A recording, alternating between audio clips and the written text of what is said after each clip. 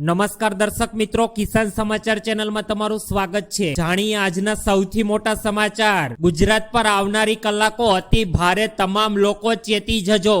તો 10 તારીખ સુધીમાં મહત્વપૂર્ણ કામ કરો। કેન્સરની દવા હવે ફક્ત 11,000 રૂપિયામાં મળશે। હવે દરેક લોકોને પોતાનું ઘર લઈ શકશે તથા આ ચીજ વસ્તુઓના હવે ભાવ વધશે। સ્કૂટી ખરીદવા સરકાર આપશે 65,000 રૂપિયાની ભેટ। મોદીના રાજમાં વિકાસ ડબલ થયો, સાચું કે ખોટું? ગામડાઓ સુધરશે, મુખ્યમંત્રી દ્વારા એલાન। પહેલા કરો આ કામ, પછી મળશે પૈસા। અને ખેડૂતોને હવે 2,000 રૂપિયાની જગ્યાએ 3,000 રૂપિયાનો હપ્તો। તો ધોરણ 10ની પરીક્ષા હવે 2 વખત યોજાશે। આ તમામ નાના મોટા સમાચાર જાણીએ તે પહેલા કિસાન સમાચાર ચેનલમાં નવા હોય તો ચેનલને સબસ્ક્રાઇબ કરીને વિડીયો લાઈક કરી દેજો। આજના સૌથી મોટા સમાચાર। ગુજરાત પર આવનારા 4 કલાક અતિ ભારે, તમામ વ્યક્તિઓ ખાસ ચેતજો। અત્યારે ગુજરાતના હવામાન ઉપર અત્યારે વરસાદનો ભારેથી અતિ ભારે ખતરો રહેલો છે, જેને અત્યારે હવામાન નિષ્ણાત આંબાલાલ પટેલના જણાવ્યા અનુસાર 5 જુલાઈ પછી વરસાદનો નવો રાઉન્ડ શરૂ થશે, જે ગુજરાતમાં આવનારા સમયમાં તબાહી મચાવશે। આ સાથે તેઓએ જણાવ્યું કે 16 જુલાઈથી ચોમાસું સારું રહેશે, પરંતુ 17 અને 18 જુલાઈએ વરસાદનું જોર ઘટવાની શક્યતાઓ વ્યક્ત કરી।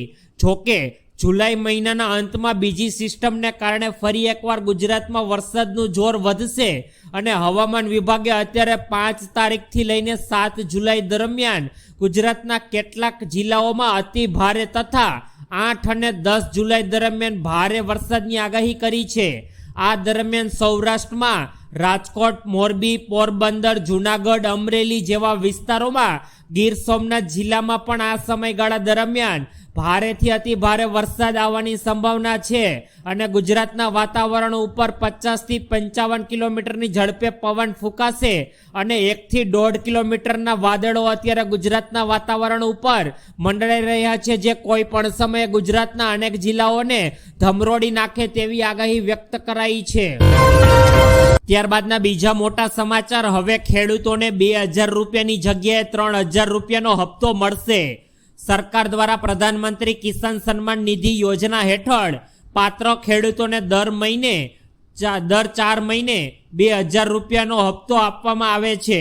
જોકે 1 વર્ષમાં કુલ 6,000 રૂપિયાની સહાય સરકાર દ્વારા પૂરી પડાઈ છે। આ રકમ સીધી લાભાર્થી ખેડૂતોના બેંક એકાઉન્ટમાં સરકાર દ્વારા ટ્રાન્સફર કરવામાં આવે છે, પરંતુ હવે પીએમ નરેન્દ્ર મોદી દ્વારા ખેડૂતોને આપવામાં આવતો 2,000 રૂપિયાની જગ્યાએ 3,000 રૂપિયાનો હપ્તો કરવામાં આવે તેવા એંધાણ જોવા મળી રહ્યા છે। અત્યારે મોંઘી દવાઓ અને રાસાયણિક દવાઓના વધતા જતા ભાવ અને મોંઘવારીને ધ્યાનમાં રાખીને પીએમ નરેન્દ્ર મોદીએ અત્યારે 2,000 રૂપિયાની હપ્તાની જગ્યાએ ખેડૂતોને દર 4 મહિને 3,000 રૂપિયાનો હપ્તો નક્કી કર્યો છે। આથી હવે ખેડૂતોને દર વર્ષે 6,000 રૂપિયાની જગ્યાએ 9,000 રૂપિયાની સહાય મળવા પાત્ર થશે। ત્યારબાદના ખૂબ જ અગત્યપૂર્ણ સમાચાર। ધોરણ 10માં ભણતા વિદ્યાર્થીઓ હવે વર્ષમાં 2 વાર બોર્ડની પરીક્ષા આપશે। ધોરણ 10ની બોર્ડની પરીક્ષા આપતા તમામ વિદ્યાર્થીઓ માટે મોટા સમાચાર। Central board of education secretary એટલે કે CBSE ધોરણ 10ની બોર્ડની પરીક્ષાને લઈને અત્યારે એક મોટો નિર્ણય લીધો છે। આવનારું વર્ષ 2026થી ધોરણ 10ની પરીક્ષા વર્ષમાં સરકાર દ્વારા 2 વખત યોજાશે। પરીક્ષાનું પહેલું ચરણ ફેબ્રુઆરીમાં આયોજિત કરવામાં આવશે, ત્યારબાદ મે મહિનામાં બીજા ચરણમાં આયોજિત પરીક્ષા કરવામાં આવશે। બંને પરીક્ષાઓ પૂર્ણ થયા બાદ પાઠ્યપુસ્તક પર આયોજિત કરવામાં આવશે। પહેલું ચરણ સ્ટુડન્ટો માટે અનિવાર્ય રહેશે, જ્યારે બીજું ચરણ સ્ટુડન્ટો માટે વૈકલ્પિક રહેવાનું છે। ત્યારબાદના ખૂબ જ ઉપયોગી પૂર્ણ સમાચાર। સરકાર દ્વારા સ્ટેમ્પ ડ્યુટીને લઈને મોટી રાહત। ગુજરાતની ભૂપેન્દ્ર પટેલની સરકારે અત્યારે રાજ્યમાં નાના અને મધ્યમ વર્ગના પરિવારના લોકોને આવાસની હેરફેર એટલે કે ભરવાપાત્ર ડ્યુટીની રકમમાં મોટી છૂટ આપવાનો નિર્ણય કર્યો છે। હવે તમામ પ્રકારના જમીન, મકાન અને કોઈ પણ પ્રકારના ઘરના વેચાણ માટે જે સ્ટેમ્પ ડ્યુટી ચૂકવવામાં આવતી હતી તેને લઈને સરકારે અત્યારે મોટો નિર્ણય લીધો।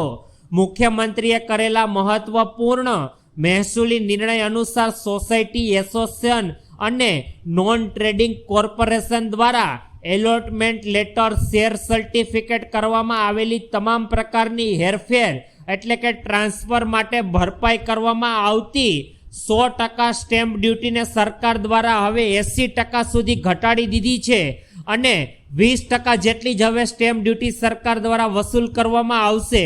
તો આવનારા સમયમાં જમીન, મકાન અને તમામ પ્રકારની મિલકતના લેણ વેચાણ ખરીદ પર સરકાર દ્વારા હવે સ્ટેમ્પ ડ્યુટી ઘટાડી દેવામાં આવી છે. ત્યારબાદના ખૂબ જ ઉપયોગી પૂર્ણ સમાચાર, કેન્સરની દવા હવે દરેક વ્યક્તિઓને મળી રહેવાની છે. કેન્સર એક જીવલેણ રોગ છે અને મિત્રો તમે પણ જોયું હશે કે છેલ્લા 20 વર્ષમાં કેન્સરના કારણે કેટલાક વ્યક્તિઓએ પોતાનો જીવ ગુમાવ્યો છે, જેની સારવાર હજુ સુધી પણ ખર્ચાળ અને લાંબી છે. પરંતુ હવે કેન્સર જેવા જીવલેણ રોગનો ઈલાજ માત્ર હવે 11,000 રૂપિયામાં શક્ય બની ગયો છે. ચીની વૈજ્ઞાનિકોએ એક નવી ટેકનોલોજી વિકસાવી છે જેને એન્ફોટિક વાયરલ થેરાપી કહે છે, કહેવામાં આવે છે. અને આ ટેકનિકલ માત્ર ખતરનાક કેન્સરની ગાંઠોને દૂર કરવાની ક્ષમતા ધરાવતી નથી, પરંતુ શરીરની રોગ પ્રતિકારક શક્તિને પણ સક્રિય કરી શકે છે. સરકાર દ્વારા અત્યારે ભારતમાં પણ આ દવા માટેનું ચલણ અત્યારે સરકારે શરૂ કરી દીધું છે અને હવે આવનારા સમયમાં લોકોને પણ કેન્સર જેવી ભયાનક બીમારીની રસી માત્ર 11,000 રૂપિયામાં સરકાર દ્વારા ઉપલબ્ધ કરવામાં આવશે. ત્યારબાદના ખૂબ જ મોટા સમાચાર, હવે દરેક વ્યક્તિઓને પોતાનું ઘર મળી રહેવાનું છે.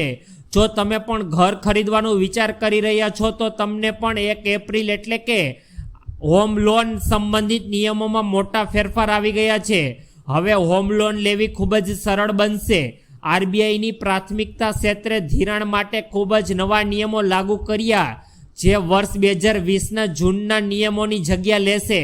સરકાર દ્વારા હવે હોમ લોન પર વ્યક્તિઓને વ્યાજ પર મોટી છૂટ આપવામાં આવશે અને હવે હોમ લોન લેનારાઓને સરકાર દ્વારા વાર્ષિક 7.5% વ્યાજ દર પર અત્યારે લોન મળી રહેવાની છે, જેથી આવનારા સમયમાં કોઈ પણ નાના વર્ગના અને મધ્યમ વર્ગના પરિવારના લોકો પોતાનું ઘર વસાવી શકશે અને તેઓને પણ પોતાનું ઘર બનાવવાનું સપનું પૂર્ણ સરકાર દ્વારા કરવામાં આવશે. ત્યારબાદના ખૂબ જ અગત્યપૂર્ણ સમાચાર, હવે આ વસ્તુઓના ભાવ વધશે. વિશ્વ આરોગ્ય સંગઠન એટલે કે WHO એ વિશ્વભરના દેશોમાં આગામી દાયકામાં તંબાકુ, આલ્કોહોલ અને ઠંડા પીણા પર 50% કર વધારવાની વિનંતી કરી છે. તાજેતરમાં જ સ્પેનના સેવિલમાં યોજાયેલ UN ફાઇનાન્સ ફોર ડેવલપમેન્ટ ફોરકસમાં આ ભલામણ રજૂ કરવામાં આવી હતી અને તેઓનો હેતુ ગંભીર રોગોને અટકાવવા જ નહીં, પરંતુ આરોગ્ય પ્રણાલી માટે આર્થિક સંસાધનોને એકત્રિત કરવાના છે.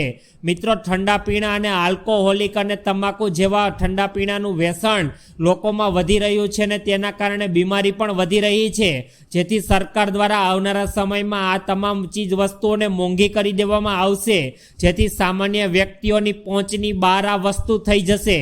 WHO અનુસાર આ પગલું ડાયાબિટીસ, સ્થળતા અને કેન્સર જેવા ભયાનક રોગોને નિયંત્રિત કરવા માટે હવે આવનારા દિવસોમાં આ તમામ વસ્તુ સરકાર દ્વારા મોંઘી કરી દેવામાં આવશે. ત્યારબાદના ખૂબ જ અગત્યપૂર્ણ સમાચાર, સ્કૂટી ખરીદવા સરકાર આપશે 65,000 રૂપિયાની મોટી ભેટ.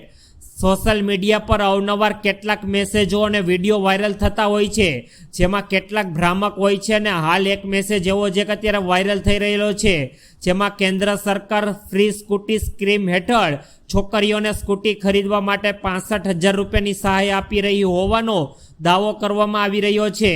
જોકે આ સોશિયલ મીડિયામાં જે વિડીયો વાયરલ થઈ રહેલા છે અને દાવો કરવામાં આવી રહ્યો છે તે દાવો તદ્દન ખોટો છે. પ્રેસ કોન્ફરન્સ એટલે કે PIBOએ યુટ્યુબ ચેનલ સરકારી સૂચનાના આ વિડીયોને ભ્રામક ગણાવ્યો છે અને લોકોને પણ આવી ભ્રામક અને નકલી સ્કીમોમાં ન ફસાવવા માટે લોકોને સરકાર દ્વારા આગ્રહ કરવામાં આવ્યો છે અને સરકારે ટકોર કરીને કહ્યું કે સરકાર દ્વારા આવી કોઈ પણ પ્રકારની ફ્રી સ્કૂટી યોજના ચલાવવામાં આવી રહી નથી. ત્યારબાદના ખૂબ જ અગત્યપૂર્ણ સમાચાર, મોદીના રાજમાં વિકાસ થયો ડબલ, સાચું કે ખોટું? અત્યારે અમિત શાહ આ સંદર્ભમાં કહ્યું કે વડાપ્રધાન નરેન્દ્ર મોદીએ નાગરિકોના આવાસ, આરોગ્ય, અન્ન, રાશન માટે આપેલી રાષ્ટ્રવ્યાપી યોજનાઓ જેવડી મોટી યોજના વિશ્વમાં બીજે ક્યાંય નથી.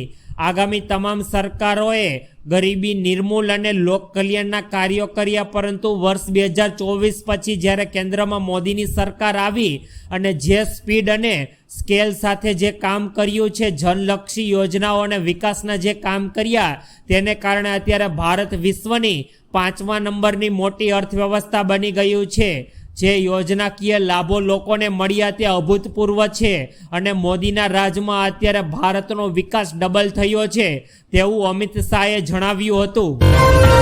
ત્યારબાદના અગત્યપૂર્ણ સમાચાર, ગામડાઓ સુધરશે, મુખ્યમંત્રીએ કર્યું મોટું એલાન. ગુજરાત રાજ્યના મુખ્યમંત્રીએ દરેક ગામડાઓ વચ્ચે સફાઈ, સ્વચ્છતાની હરીફાઈ થાય તેવું પ્રોત્સાહન વાતાવરણ બનાવવા માટે અત્યારે આહ્વાન કર્યું છે.